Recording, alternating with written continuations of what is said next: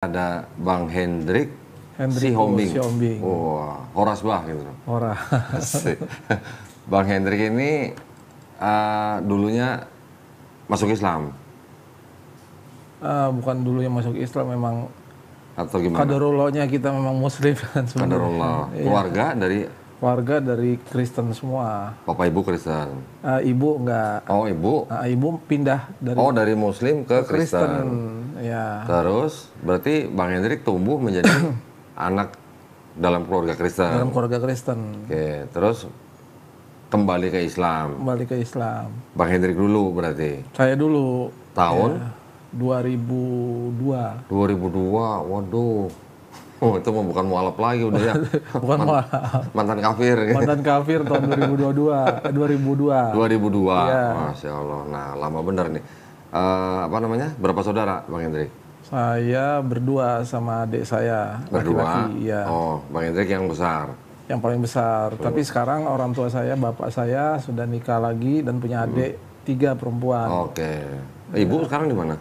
Ibu masih ada? Ibu sudah meninggal. Ibu udah meninggal. Ibu sambung ada. Ibu sambung.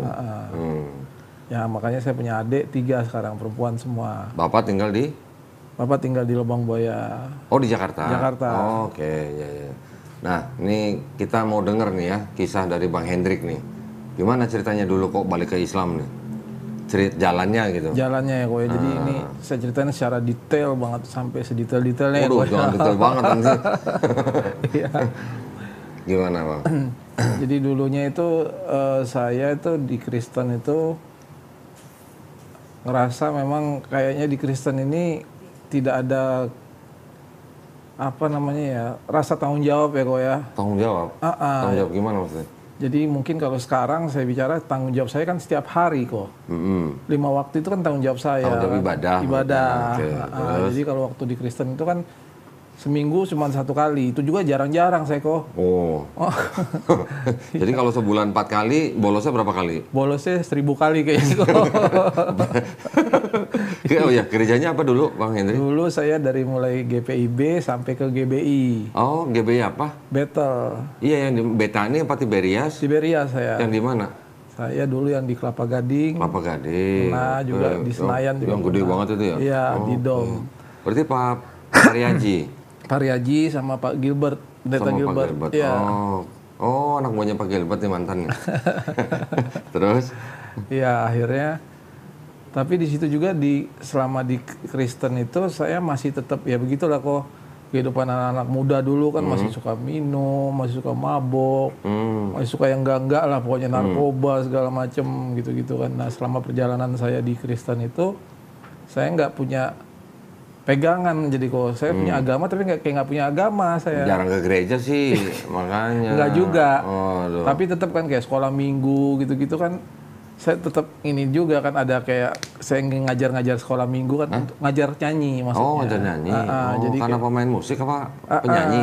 Dulunya saya penyanyi. Oh, gitu. Punya band? Ya dulu begitu kok. Band apa namanya? Band Tabok kok.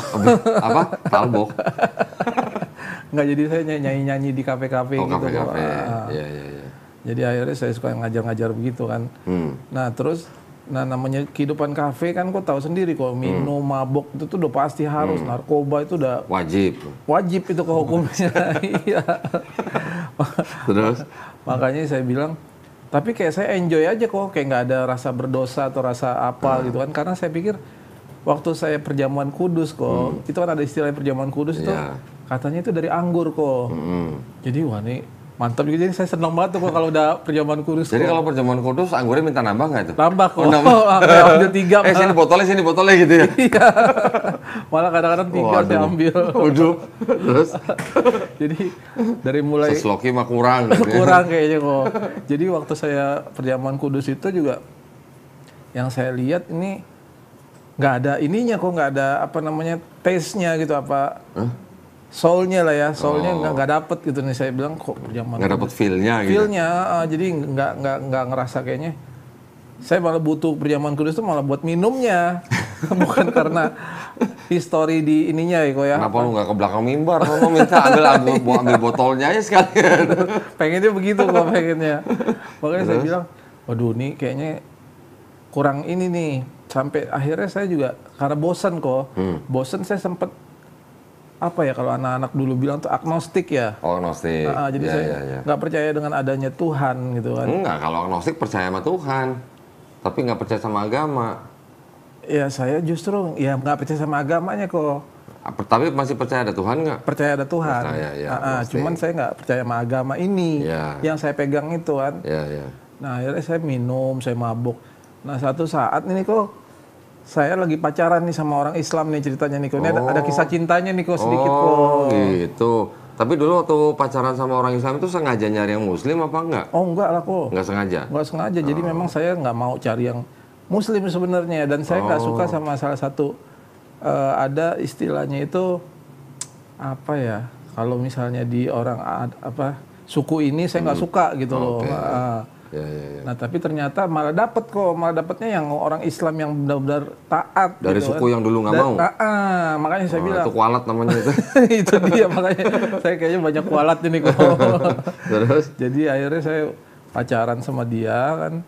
Nah di situ saya ngelihat ini orang sabarnya kok. Sabarnya, terus ketulusannya yang saya lihat. Jadi dia tuh nggak pernah marah saya minum, dia nggak pernah ini, nggak pernah. Jadi kayak ngasih saya kebebasan yang tapi tetap di ini nama dia gitu kan.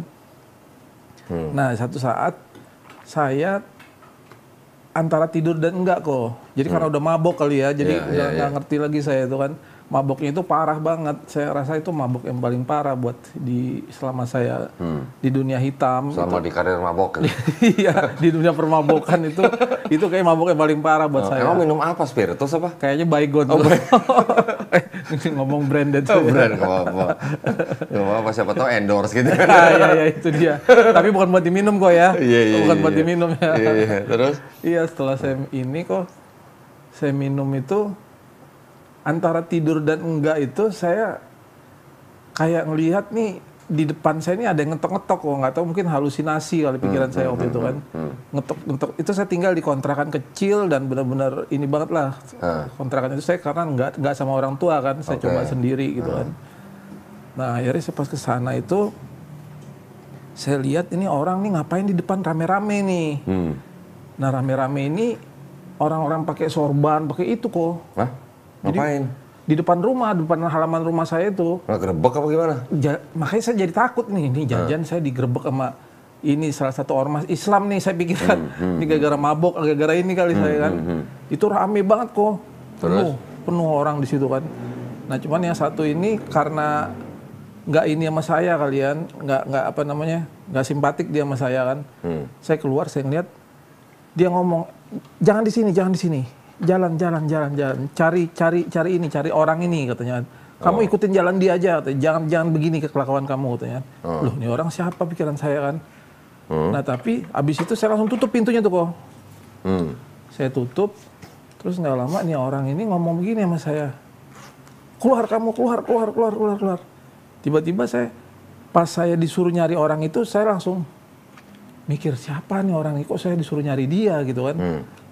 Pas saya lagi ngomong-ngomong kayak gitu, saya kayak sadar gitu kok. Dan itu keringet tuh semua di badan saya ini keringetan semua kok.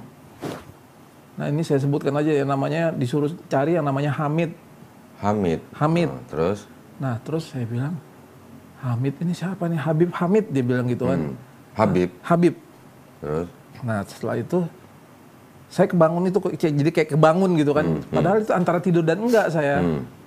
Nah akhirnya saya nyari-nyari nih kok pas saya bangun ini saya bilang sama ini saya kan sama pacar saya ini kan, bu, kamu kesini deh. Saya pengen tahu nih, saya ada mimpi, bukan mimpi sih, saya begini. Saya ini begini nih, saya bilang saya disuruh dalam inian saya itu saya disuruh nyari orang yang namanya Habib. Habib itu apa sih? Dia kasih tahu sama dia Habib itu begini. Akhirnya saya coba nyari tuh kok, nyampe lah saya ke Mangga Besar kok. Saya mau ke Mangga Besar, saya tanya-tanya kan. Tunggu sebentar. Penuh. Nah, lanjut Bang. Terus ke Mangga Besar. Hah? Mangga Besar? Mangga Besar. Gang berapa nih? Mangga Besar berapa nih? Jadi ke Mangga Besar itu saya nanya-nanya ke orang kok. Karena saya bingung nih kok Mangga Besar ngapain, apa urusannya nih sama orang ini, nanya namanya. Ternyata pas saya pikir-pikir lagi, saya tanya ke dia, kalau Habib bukan di sini, tabib adanya, katanya. Dia bilang gitu kan. Iya, makanya saya bilang, oh tabib, oh bukan tabib, Habib, saya bilang begitu kan. Nah, lama saya udah lama, udah banyak tempat tuh kok yang saya tanya-tanyain kok. Tiba-tiba disuruh lah sama orang Mangga Besar ini, coba ke Condet, katanya kan. Dari situ saya ke Condet kok, saya cari semua sampai tukang ojek, semua saya tanyain semua satu-satu tuh kan. Nggak ketemu kok. Saya pasrah, udah nggak, mungkin nih nggak ada artinya nih orang yang ngomong kan. Tiba-tiba nggak beberapa bulan kemudian, 2 atau 3 bulan kemudian kok, ada orang yang ngontrak di tempat deket saya ini, namanya Hamid kok. Nah dia dari Hadrol Maut. Terus? Nah dia nih ya mukanya muka-muka Arab gitu kok. Tiba-tiba, nah itu saya kalau dia ngeliat saya itu setiap saya pulang mabok saya kan. Dia itu masih mabok tuh? Masih terus, masih jalan. Udah kapok habis itu. Masih jalan kok terus. Iya kan. Terus? Akhirnya saya ngeliat dia kan, dia senyum aja kan. Nah cuman pas ketika saya ngeliat muka dia gini, kok jadi kayak, saya ngeliat muka dia tuh kayak teduh ya, kayak adem, kayak ini, kok nih anak, kenapa ya, enak banget sih ngeliat mukanya gitu kan. Setelah beberapa kali ketemu, akhirnya saya ngobrol sama dia tuh kok. Nah ngobrol tentang, dari awalnya tuh dia nggak ngomong langsung tentang masalah agama kok. Dia awalnya ngomong tentang, abang gimana, abang apa sih kerjanya, gini-gini, kok tiap malam pulang mabok bang, gini-gini. Iya saya di kafe, maklum lah namanya saya. Wajib mabok. Gitu. Kalau nyanyi itu kan karena kita dari tamu segala macam harus dikasih ini botol gitu-gitu kan, minum gini-gini. Oh gitu bang, gini-gini. Nah tiba-tiba ada satu saat saya ada masalah kok. Saya ada masalah yang kayaknya saya harus butuh orang nih untuk ngobrol.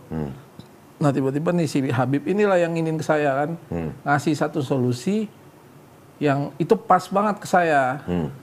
Dia bilang, sebenarnya semua jalan keluar di dunia ini, mau apapun masalahnya, minta sama Allah. Dia bilang begitu kan. Nah saya bilang, Allah itu siapa? Kalau di tempat saya kan Allah kan. Jadi saya bilang, Allah. Abang agamanya apa bang? Saya Kristen. Tapi abang nggak pernah ke gereja katanya. Ya kata siapa saya nggak pernah ke gereja, tapi kan saya baca Alkitab. Saya bilang gitu, itu pembenaran kok. Akhirnya dia bilang, ya udah bang. Nah cuman yang saya takjubnya lagi, omongan dia itu kenapa kena di hati saya. Jadi tentang abang harus menjalankan begininya ini, maksud saya ya kayak abang coba sholat. Hah? Nyuruh sholat? Orang Kristen kok suruh sholat gimana? Nah makanya nih, ini gini bang, ini gini kok. Jadi awalnya dia ngomong dulu nih, dia ngomong kalau di kita di agama Islam ini harus sholat, harus begini. Nah saya bilang, wah lu gila kali lu ya, sholat gue tahu juga enggak kan, apa sih sholat, sedangkan saya paling benci banget dulu kok. Sama yang namanya agama Islam saya paling benci kok. Kenapa? Karena suka tetangga saya ini di depan ini suka majelis taklim kok. Dulu terutama sering ngundang ustadz siapa yang Jainuddin MZ. Itu almarhum. Masya Allah, itu mah ustadz keren itu. Itu kalau ngomong itu kan, wah ilah, kita dibantai terus tuh kok. Berasanya gitu waktu saya masih masih jahiliyah. Enggak, dulu gue waktu masih Kristen, gue sering nonton almarhum ustadz itu Jainuddin MZ. Tapi pas waktu itu omongan-omongan dia tuh malah saya pikir nyerang. Kayaknya wah ini begini. Akhirnya saya bilang, wah ini kok kayaknya nggak bener banget sih. Sedangkan di Kristen kan kasih nih kan, embel-embelnya kan. Kasih siapa dulu nih? Kasih siapa kayak gitu. Kasih siapa dulu. Terus? Jadi makanya saya bilang, kok begini sih? Akhirnya saya juga jadi ada rasa nggak ini juga gitu loh. Nah tapi pas pada waktu dia ngomong sesuatu ini, kok jadi saya ngerasa tenang kok. Saya ngerasa tenang. Saya akhirnya ada rasa pengen untuk mencoba nih. Gimana sih, bener apa enggak sih ini omongannya dia ini kan, karena mungkin karena kegelisahan saya kan. Kegelisahan saya tuh saya sempat nggak percaya kok sama apa-apa kok. Saya pikir wah nih kasarnya nggak perlu gue ke agama ini juga, gue sembah aja pohon sekalian kan. Terus kalau misalnya bisa bantu pun gue sembah nih pohon gitu kan. Nah cuman saya coba tuh kok, saya coba, saya tanya-tanya nih. Coba apa maksudnya nih? saya tanya-tanya ke calon mantan pacar saya ini, istri saya sekarang kan, saya coba nanya ke dia kan, orang terdekat saya kan, gimana sih ini maksudnya apa sih, sholat itu apa, gini, kamu ngapain nanya kayak gitu? Aku aja udah mau ke gereja karena kamu kan. Loh, Justru ini istri saya ini sudah sempet saya ajak ke gereja, dia mau kok. sebelum nikah tuh? Belum nikah. Terus? Lah kok jadi saya yang Malah sekarang mau belajar Islam? mau belajar Islam gitu kan, kenapa? Dan makanya saya bilang kok kalau untuk saya ini bukan orang yang belajar, benar-benar belajar tentang Islam, baru mau masuk gitu kan. Jadi saya sudah main sini kok. Hati saya, perasaan saya, kalau saya di hati kecil saya ngomong iya, ya saya akan jalanin. Karena bahasanya memang susah kok kalau kayak gitu, lebih ke spiritual ya kok. Iya. Akhirnya saya coba jalanin itu. Nah itu juga saya nanya-nanya dulu tuh ke istri saya, ke teman-teman saya yang muslim, saya tanya ke dia kan. Nah baru saya mau minta ajarin nih sama si Habib ini nih. Nah dia ngomong, saya itu kalau di Islam itu katanya, karena saya dari Hadramaut, saya begini, makanya saya dipanggil Habib. Karena saya keturunan Rasulullah. Saya iya aja, yang penting dia mengajarkan kebenaran buat saya kan. Terus? Nah dari situ akhirnya saya mulai itu kok belajar agama, belajar sholat kan. Dan ternyata di agama itu, di agama yang sekarang ini luar biasa kok. Banyak banget mukjizat yang saya dapetin ya, bukan mukjizat ya, mungkin kalau mukjizat bahasa sebelah lah ya. Enggak, di Islam juga di Islam juga ada ya. Jadi lebih banyak hal-hal yang kayak gitu kok yang terjadi di hidup saya, dengan keyakinan yang saya punya, dengan agama yang saya milikin sekarang ini. Banyak saya dapat hal-hal kayak gitu. Jadi contohnya nih kok, salah satu contohnya, saya tidak kerja apa-apa kok. Istri saya harus melahirkan. Saya pegang duit cuma 15.000 kok. 15.000 tuh. Tunggu, itu kan setelah menikah? Setelah menikah. Enggak, sebelum menikah ini berarti waktu itu belajar Islamnya sama Habib itu? Sama Habib itu, Hamid. Habib Hamid. Terus setelah itu? Nah setelah itu baru belajar saya terus bersyahadat apa gimana? diislamkan sama Habib Hamid. Bersyahadatnya sama Habib Hamid. Habib Hamid. Oke. Terus? Nah makanya juga ini nanti saya akan tanya ke Koko, apakah cara bersyahadat yang benar itu harus, kan saya lihat juga di videonya Koko tuh ada bahwaannya harus di masjid, terus ada dapat apa namanya koko segala macam gitu-gitu kan. Peralatan sholat. Peralatan sholat itu-gitu. Nah kalau saya kan enggak, jadi saya setelah disyahadatkan itu ya udah sah saya jadi Islam dan tidak ada catatan-catatannya kok. Oke, terus? Karena itu kan person to person kan. Akhirnya udah saya menjalankan itu. Nah saya nikah lah nih. Jadi pas pada waktu nikah ini saya sudah bukan Kristen lagi. Tapi waktu setelah bersyahadat terus ganti keterangan agama di KTP enggak? Enggak. Nah, terus nikahnya cara apa? Secara Islam. Lah kok bisa KTP-nya? KTP-nya Kristen? KTP-nya Islam. Loh, kapan gantinya? Ya udah diganti kok. Jadi maksudnya waktu itu mungkin ya pakai inilah apa namanya orang dalam lah gitu kan. Ganti KTP-nya sebelum syahadat apa sesudah syahadat? Ganti KTP-nya sudah syahadat. Oh, ya berarti ganti.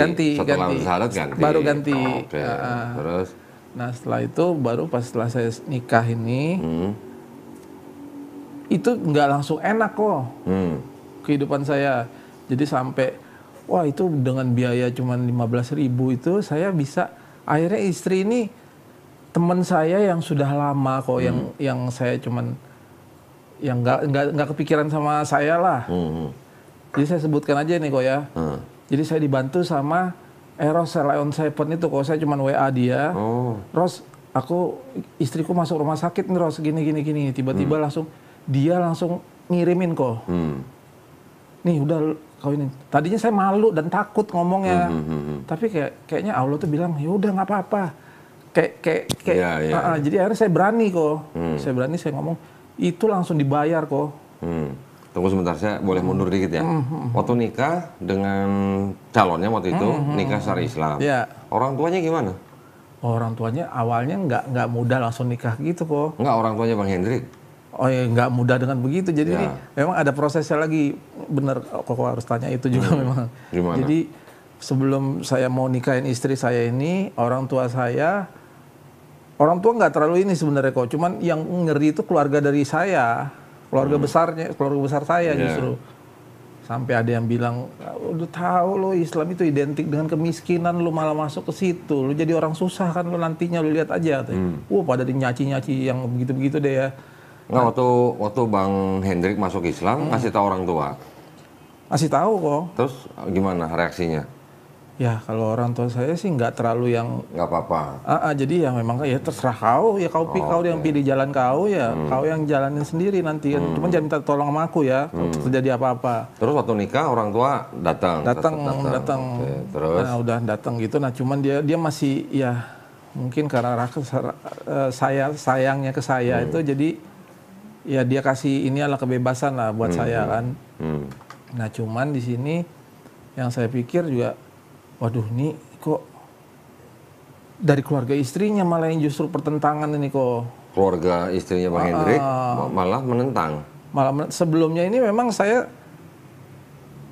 ini nggak langsung nikah begini kok. Jadi dari bapak saya juga ada, dari keluarga besar saya juga ada pertentangan, dari keluarga istri pun kayak gitu juga kok. Jadi kita ini sebelum saya disahadatkan, ini saya udah sahadat.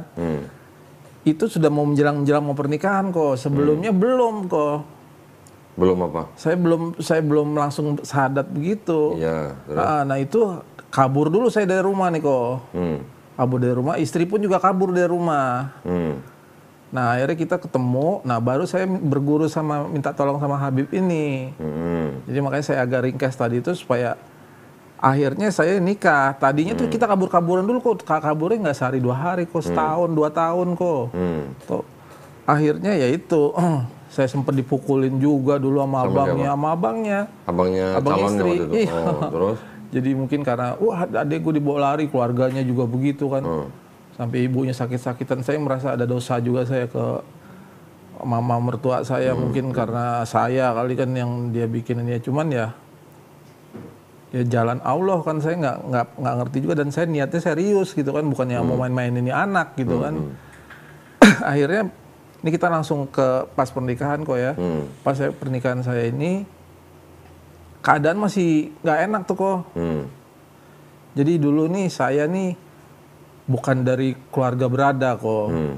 Saya dari orang yang susah. Bapak saya yang dulunya produser ini bangkrut kok. Nah keluarganya dia dari keturunan orang-orang inilah gitu kan. Nah akhirnya dia kayak nyepelein nih awalnya nih, wah lu nggak mungkin lah orang kayak rambut panjang, pakai anting, tatoan, nggak bakal bisa lu jadi orang lu, udah jelek duluan lah image-nya gitu kan. Nah cuman ya di situ saya lebih tunjukkan aja ke ke keluarga istri bahwa gue masuk Islam bukan karena lu, bukan karena manusia, tapi karena memang banyak hal yang terjadi di sini. Makanya saya bilang gitu ke kokokan kayak tadi nih contoh nih. Saya pertama kali saya nginiin istri itu kok, speser pun tidak ada bantuan dari keluarga istri dan tidak ada bantuan dari teman-teman saya yang dekat. Justru orang yang lama tidak ketemu sama saya, dia yang membantu kan. Karena saya minta sama Allah, ya Allah, tunjukkanlah jalan keluar untuk hamba ya Allah. Jika engkau mengasihin hamba, engkau menganggap hamba ini adalah hambamu, hamba mohon ya Allah, sampai nangis-nangis saya kok.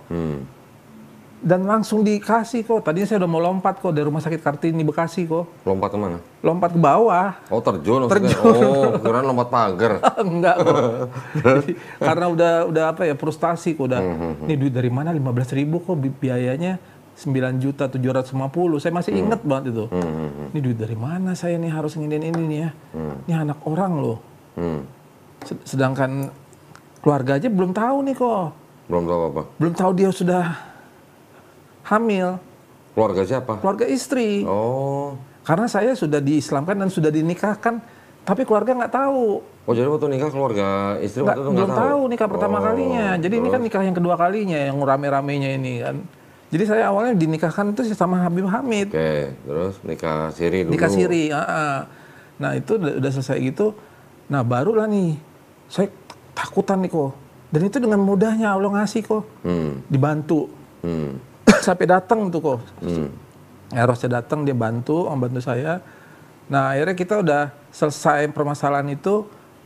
Ada masalah lagi kok, istri saya ternyata kandungannya lemah.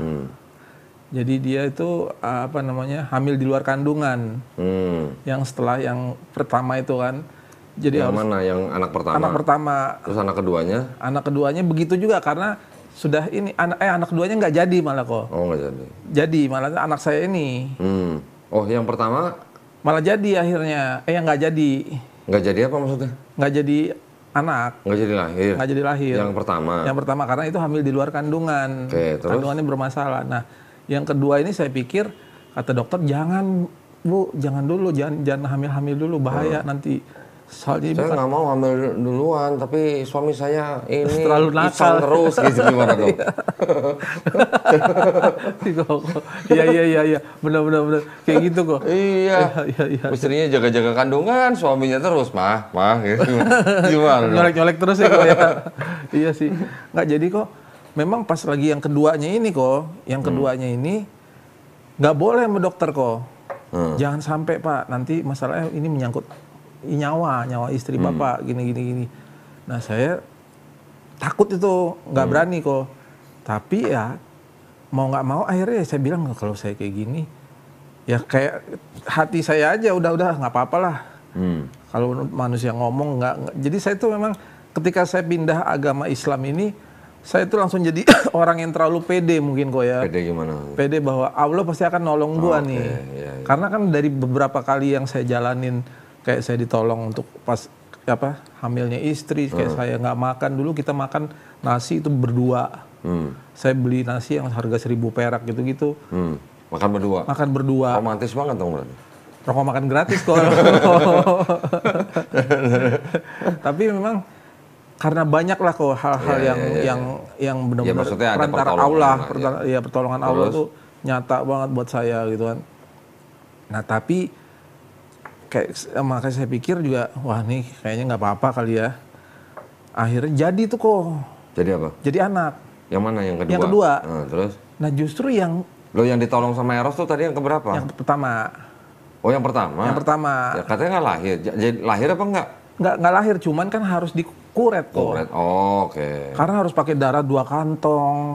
Karena udah istri saya pas saya bawa ke sana itu kalau telat sedikit lewat. Sudah nggak ada kata dokter kan. Nah tapi itu kan dikeluarkannya itu ya darahnya. Jadi ini udah darah semua nih kok. Perutnya jadi harus dikeluarkan semua, dikuret lah, dibersihkan. Kan itu makan biaya kok. Nah saya cuma biaya 15.000. Nggak bisa dicicil lagi kok. Pakai kendaraan sekarang kan bisa dicicil kok. Emang kredit mobil apa dicicil?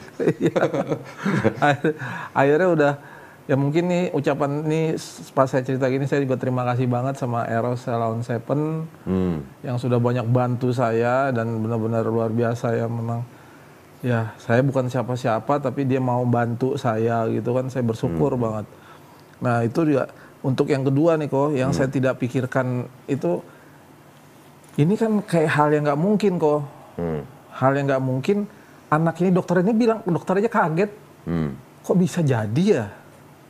Terus? Nah makanya saya bilang kan, oh berarti ini sekarang ini orang bengkelnya nih kok, orang bengkelnya aja bingung kok bisa jadi. Nah berarti kalau bukan perantara Allah. Jadi anak maksudnya? Iya jadi anak kok. Terus? Nah akhirnya jadilah. Nah saya sholat Jumat nih kok. Saya sholat Jumat. Saya minta sama Allah, tunjukkanlah jalan, tunjukkanlah petunjuk buat hamba, siapa nama yang terbaik buat anak hamba ini. Pas di situ saya dengar tentang Abi Dzar Al-Ghifari. Nah itu kan sosok yang bijaksana ya. Nah, akhirnya saya nama anak saya sekarang itu kok. Abi Dzar. Muhammad Al-Ghifari, Abi Dzar yang nggak saya iniin. Terus? Nah jadi itu banyak lah hal-hal yang kayak gitu. Jadi makanya saya iniin di Islam itu, kalau buat saya pribadi itu banyak hal-hal bantuan dari Allah itu yang tidak dipikirkan manusia biasa, tidak disangka-sangka gitu loh. Makanya tergantung iman kita. Jadi kalau iman kita yang setengah-setengah menjalankan agama itu, wah janganlah, mendingan gak punya agama daripada. Jadi karena kalau Islam itu nyata kok. Dan ya otentik ya kalau bahasanya Koko ya. Jadi semuanya by data juga kan ada. Terus? Di dalam ini ada, karena memang semua pertolongan kan ada ayatnya kita kok. Ya kan, la yukallifullahu nafsan itu kan juga itu kan. Pasti ada jalan keluarnya. Kayak alam nasrul laka sadrak wa adatnan ka wizrak gitu-gitu kan. Itu kan itu hal-hal kayak gitu kan saya lihat. Oh, ini nih berarti ini memang di agama Islam ini penuh dengan mau sakit, mau kita mau melangkah masuk kamar mandi dan itu semua ada aturannya dan ada bacaannya. Ya. Itu yang makanya saya bilang ya mudah-mudahan bagi orang-orang yang pengen pindah ke sini ya itulah masukan-masukan saya ya di Islam nih paket full. Ya, ya, ya. Jadi Paket semua komplit, ada paket komplit. Oh. Jadi semua ada di sini makanya kayak model Kodondi gini luar biasa. Kenapa saya tergerak banget pengen juga ikut bantu Kodondi untuk mensiarkan agama Islam ya. Jadi jangan ragu-ragu kalau buat yang saya juga ngeliat video-video Kodondi kan waduh ini orang pendeta loh kok. Apaan orang kata Cina berbahaya gua katanya. Berbahaya dalam konteks apa dulu kok? Konteksnya mereka kan. Ya nggak tahu ada orang Cina misalnya mau syahadat dia pikir kalau syahadat sama ustadz yang jenggotnya panjang-panjang takut katanya. Dia tunjukin ke mamanya, nih saya mau syahadatnya sama ini kok Cina juga nih katanya. Ya itu kan hanya jalan lah ya. Iya. Jalan yang dipakai gitu aja. Kita kan nggak pernah ada maksud mau ngapa-ngapain. Mereka yang mau berpikir sendiri itu kan hak mereka juga. Gitu. Bahasanya saya ke Koko apa? Buat Koko nih, julukan saya ke Koko nih. Jadi tipikal manusia itu yang saya lihat di Koko ini bukan manusia yang mencari kebenaran. Tapi manusia yang mencari pembenaran, tapi manusia yang mencari kebenaran. Kalau pembenaran mah semua orang merasa cari pembenaran terus kok. Ya. Tapi kalau kita otentik kan, lu mau ngomong apa lo? Ini ada nih datanya nih. Kebenaran kan? Kalau pembenaran kan bisa dikarang kok. Ya, asumsi. HP-nya baru soalnya. Nah, itu dia. HP-nya baru belum disetting gimana jadi iya. Nah terus gimana sekarang keadaannya Bang Hendrik dengan istri kan alhamdulillah baik-baik aja. Nah satu lagi ada masalah ini kok. Jadi memang kalau kata guru saya dulu segala sesuatu yang kita undang di zaman dahulu pasti akan datang. Undang siapa nih maksudnya nih? Ya contoh kayak dulu saya suka minum, saya suka narkoba gitu-gitu. Sekarang datang kok. Siapa maksudnya teman-temannya? Penyakit-penyakitnya kok. Oh gitu. Akibatnya. Jadi kayak akibat dulu sering minum-minum, sekarang baru berasa gitu. Dan saya juga terakhir itu kok ini juga satu hal yang sangat-sangat ini terjadi di saya ini adalah tubuh saya ini sudah seperti mayat hidup kok. Hah? Kenapa? Jadi yang seperti saya bilang, saya ini pertama kali waktu itu sempat ngalamin hepatitis C. Nah itu karena grogotin hati saya tuh kok. Lever berarti? Lever, nah, karena minum itu tadi kan kok. Nah itu alhamdulillahnya saya tetap dibantu lagi sama Allah kok. Padahal saya udah bandel, saya udah nggak bener. Masih gue tolong juga kata Allah kan. Lo kalau sampai kali ini lo nggak ngerti-ngerti juga, lo nggak mau ngikutin jalan gue, lo gue tendang aja langsung ke neraka yang paling bawah lo kali. Pikiran Allah. Jadi mungkin pikiran saya ya. Jadi makanya saya bilang, wah ini nggak bisa kayak gini nih. Pas saya diperiksa ke dokter nih kok, hepatitis C akhirnya menggerogotin hati saya kok. Nah pas saya periksa lagi ke dokter hati, fungsi hati saya udah tinggal 25% kok. Waduh. 75%-nya sudah parut. Bahasanya tuh udah mengkerut. Baru 2 tahun yang lalu. 2 tahun yang lalu. Nah, jadi hepatitisnya udah sembuh kok. Sudah disembuhkan dengan ratusan juta kok. Untuk ngobatin hepatitis itu kan. Karena ini rambut rontok-rontok sama kayak penyakit kanker kok. Rambut saya rontok-rontok keras obatnya itu kan.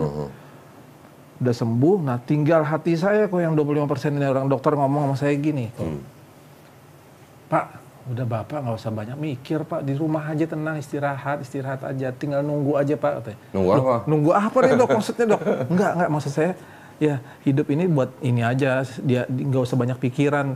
Saya udah tahu nunggunya itu nunggu mati maksudnya, kan kurang ajar kan dokter ini kan nggak mau ngomong langsung aja gitu ke saya. Cuman saya bilang, loh saya mohon maaf dok, saya nggak ya saya biasa aktivitas kan, biasa kesana biasa kesini, ya cuman dikurangin aja Pak, banyak dikurangin aja karena kalau udah menyangkut hati itu nggak bisa sembarangan Pak, karena nanti endingnya Bapak ya mohon maaf liang kubur katanya. Semua juga pasti ujungnya liang kubur. Makanya saya bilang, akhirnya saya nggak. Tunggu sebentar, Bang Hendrik emang setelah masuk Islam memang masih minum? Enggak. Tapi kan efeknya kok. Efek dulu. Efeknya. Dulu yang diminum apa aja sih? Dulu itu apa? Minyak tanah kali itu. Mentang-mentang badannya melar jadi minyak tanah ya kok ya. Iya, jangan-jangan minumnya minyak tanah jadi melar badannya. Jadi Waduh. memang banyak banget kok. Jadi ya saya dari mulai obat-obatan, dari mulai minuman, dari mulai macam-macam deh yang saya iniin gitu kan, karena memang dulu kan masih muda kok. Ini pembenaran nih kok. Ini baru pembenaran kok buat saya kok. Terus? Jadi makanya ya itu ya efeknya ya jadinya kayak gini. Jadi sekalian juga saya buat anak-anak muda yang senang-senang mabok, senang-senang minum gitu ya. Nanti akan nikmatin, selamat ya. Paling begitu. Makanya itu Homer dilarang ya. Nah, di Islam itu maksudnya. Makanya Homer dilarang itu karena efeknya nih begini. Kalau rokok gimana rokok? Kalau rokok sah-sah aja kok. Sah saja. Sah-sah aja. Pembenaran itu pembenaran namanya. Enggak kok, jadi gini. Tapi ini ada contoh nih kok. Ini bukan pembelaan atau pembenaran kok ya. Itu pembenaran. Ini ada contoh, nanti saya mau saya bawa udah meninggal si orang itu. Tapi dengan meninggal itu umurnya udah 90 kok. Oh, 90. Merokok. Ngerokoknya kuat kok. Oh. Tapi dia nggak ada jantung, nggak ada apa kok. Akhirnya pas meninggal itu umur 92. Mas saya bilang supaya saya umur panjang saya ngerokok kok. Ini pembenaran ini. Ya, terus sekarang profesinya apa Bang Hendri? Saya wartawan kok. Oh, wartawan. Wih, ngeri wartawan. Ini lagi mau wawancara gua berarti. Makanya saya bilang nanti gantian ya kok ya. Gantian ya. Ya, yang penting kita siar dulu ya. Yang penting itu. Jadi hidup saya sekarang ini saya ngeliat saya numpang sama Kodondi untuk numpang bersiar untuk menyebarkan kebaikan, kebenaran. Jadi saya sudah berpikir sekarang ini bukan ke materi, bukan ke apa-apa lagi kok. Sekarang saya udah berpikir bagaimana caranya supaya selama kita hidup ini, sisa hidup kita ini punya manfaat dan punya nilai buat orang lain, orang banyak. Intinya begitu kok. Sama keluarga besar sekarang hubungannya gimana? Alhamdulillah. Baik aja, dan saya sudah mulai. Jadi gini kok, ada juga ini ada cerita sedikit lagi kok. Paman saya itu amang tua saya. Jadi dulu yang kalau saya datang ke rumahnya itu kayaknya gimana ini banget gitu, antipati banget sama Islam kan. Tapi ya justru sekarang kebalik kok, yang mengajarkan kasih itu justru dari orang Islam ini kok, saya Muslim ini. Saya tetap baik sama dia, saya tetap perhatian sama dia sampai di akhir hayatnya dia. Dia minta bantu saya terus, saya tolong. Oh, dia meninggal, udah meninggal? Udah meninggal. Oke. Pas waktu zamannya Covid, orang-orang pada takut kok nginin dia kok, saya nggak ada ininya kok, lillahi ta'ala saya bilang. Ya akhirnya mungkin keluarga-keluarga yang lain, keluarga-keluarga saya yang lain yang masih di agama yang lama ngelihat si Riko nih luar biasa nih kok, nggak ada takut-takutnya nih. Karena kan ya itu dia maksud saya, jadi saya terbalikan lagi. Kasih itu dia ada di Islam. Islam itu sebenarnya ada kasih. Iya dong. Jadi bukan kayak sekarang. Namanya aja rahmatan lil alamin. Itu dia rahmatan lil alamin kan, bagi yang nggak tahu kan mungkin Islam itu kan hanya yang yang kalau kasih sama rahmat itu, kasih itu masih di bawah rahmat. Betul. Iya. Rahmat itu udah istilahnya tingkatan paling tinggi. Paling tinggi ya kok ya. Terus? Ya makanya ya. Bapaknya gimana? Bapaknya? Nah kalau bapak saya itu orang yang tidak percaya Tuhan kok. Sampai sekarang? Dulunya. Oh dulunya. Jadi, Bahkan Kristen? Ya Kristen, tapi ya Kristen yang tidak percaya sama Tuhan juga. Setelah itu kan dia ini juga kok. Sama juga. Nah jadi ada satu pas waktu itu, jadi saya ini sempet ya namanya anak ya kok, pasti saya doain terus orang tua sama paman saya juga saya doain terus kan. Supaya gimana caranya ya, makanya saya percaya dengan kekuatan doa itu luar biasa kok. Dan tapi pastinya kita juga harus berbenah diri dulu juga dong ya kok ya. Tapi kalau di Islam memang gini sih kok, yang saya lihat kok sekarang pelacur aja yang ngasih makan anjing aja kok bisa dia langsung ini kok. Iya, ngasih minum anjing aja bisa langsung dapat ini kan dia kan. Apalagi kita, karena kalau kita punya iman yang kuat saya rasa enggak. Papanya sampai sekarang masih nggak percaya Tuhan? Awalnya begitu kok. Nggak sekarang? Sekarang ini jadi saya sendiri kaget kok. Saya pas lagi ke rumah sakit, saya lagi sholat, Assalamualaikum warahmatullahi wabarakatuh. Lah, kok siapa? Bapak saya. Lah, lagi di masjid. Emang nggak tahu apa? Nggak tahu. Lah kok bisa tahu bapaknya di masjid? Jadi saya tahu dia udah Islam, nah, tapi dia kan tetap nggak menjalankan kok. Kapan dia masuk Islamnya? Saya nggak tahu saya kapan masuk Islamnya. Pokoknya tiba-tiba udah Islam aja. Oh gitu. Adiknya pun juga gitu, tiba-tiba udah Islam aja. Oh, alhamdulillah. Jadi saya bilang ini kayaknya masuk Islamnya saya ini menular kok. Jadi ke bapak saya juga, ke adiknya juga. Cuman kalau yang perempuan-perempuan masih tetap di Kristen sekarang, dan keluarga besarnya yang lain tuh masih di Kristen. Cuman nanti mungkin ya saya selalu doakan mereka supaya mereka menemukan ihdinas siratal mustaqim lah ya. Iya, iya, iya. Kembali ke jalan yang benar. Terus waktu tahu papanya di samping itu gimana? Kaget saya kok. Terus? Aduh, wah nih bokap gua nih. Terus? Ya saya senang lah kok. Pasti kan, wah alhamdulillah bapak saya udah menemukan hidayah nih kayaknya kan. Akhirnya udah habis itu, tapi saya nggak mau bahas kok. Hah? Kalau saya bahas berdua ke dia gitu, takutnya nanti ada terjadi yang gimana-gimana. Saya selalu begitu sih, namanya mau bapak, nggak mau memicu konflik gitu-gitu. Karena kan sama-sama keras kok. Ya kan udah sama-sama Islam. Iya, cuman takutnya nanti, kamu ngapain guru-guruin aku sih gini-gini. Takutnya begitu kok. Oke. Jadi saya biarkan aja. Yang penting dia sudah mau ngikutin jalan yang benar, sudah mulai sholat, sudah mulai, karena kan ya yang penting sholatnya itu kok. Iya, iya. Yang ditanyakan itu karena kan Iya, iya. pertama kali malaikat pas kita nggak ada itu yang dipertanyakan apanya kan, sholat kita kan. Iya. Itu ya saya udah bersyukur nih. Alhamdulillah. Berarti papanya Alhamdulillah. sekarang udah Muslim. Muslim, makanya saya bilang, ini paman saya juga Muslim sekarang kok, dan lebih taat lagi.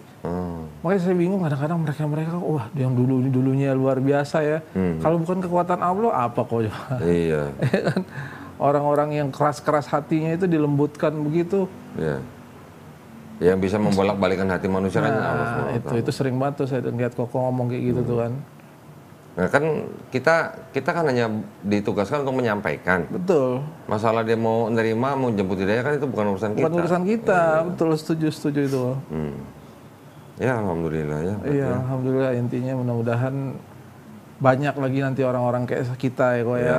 Kedepannya banyak orang-orang kayak kita, mungkin dengan siar-siar yang kayak gini-gini yang sedikit saya bisa sampaikan untuk teman-teman yang lain. Mudah-mudahan ini jadi punya manfaat dan ada nilainya. Iya, iya. Boleh dong pesan-pesan buat yang teman-teman saudara-saudara kita yang Muslim, sama yang belum Muslim gitu. Ya mudah-mudahan sih gini aja sih, kalau di Islam itu agama yang penuh dengan rahmat ya, terutama yang Koko bilang tadi kan, dan disinilah penuh dengan keajaiban yang saya rasakan pribadi. Iman saya lebih bertumbuh di sini dan lebih bisa menjaga hati di Islam ini. Jadi buat teman-teman atau saudara-saudara saya yang masih di tempat yang lain, ya mudah-mudahan nanti Allah akan tunjukkan hidayahnya untuk bisa bareng-bareng kita ke jannahnya. Amin, amin. Amin. Mungkin itu dari saya. Ya, baik. Gitu aja ceritanya? Nggak ada lagi? Mungkin ada sih kok, ada. Cuman nanti kita ceritanya nanti di tahun depan kok. Di belakang aku tahun depan lama amat. Baik, kalau gitu terima kasih banyak Bang Hendrik ya. Semoga kita semuanya istiqomah, semoga semuanya kita husnul khotimah. Amin, ya. amin. Salam buat keluarga. Ya, terima kasih banyak ceritanya. Mudah-mudahan membawa inspirasi buat kita semua, menguatkan iman kita, membentengi akidah kita. Amin, ya. amin. Baik, kalau gitu buat para pemirsa terima kasih banyak atas perhatiannya. Juga buat para pemirsa yang ingin membantu perjuangan dakwah kami, dipersilahkan untuk mengirimkan ke Bank Muamalat dengan nomor rekening 3030 300 ya, atas nama Yayasan Garda Mualaf Indonesia. Barakallahu fikum. Semoga partisipasi para pemirsa diterima di sisi Allah Subhanahu wa taala ya. Amin ya rabbal alamin. Baik, kalau gitu kita pamit undur diri. Insya Allah kita berjumpa lagi. Akhir kata wabillahi taufiq wal hidayah. Wassalamualaikum warahmatullahi wabarakatuh.